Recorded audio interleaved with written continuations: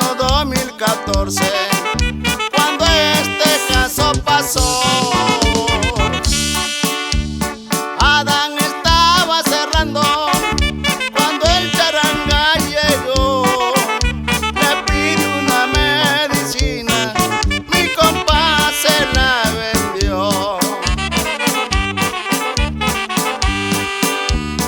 El charanga no sabía con quién se estaba metiendo. Adán tiene su valor porque ahí lo demostró. Charanga con el cuchillo y el cuchillada le dio. Saludos para la familia Tapia Coronado, de parte de Héctor Tapia, y allá para Millay, chamaco.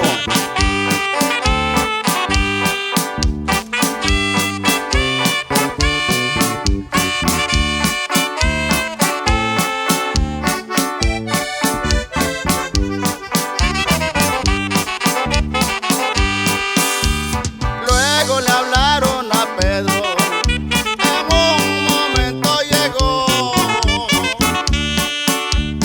con su pistola en la mano, preguntando qué pasó. Adán estaba agonizando y al hospital lo llevó.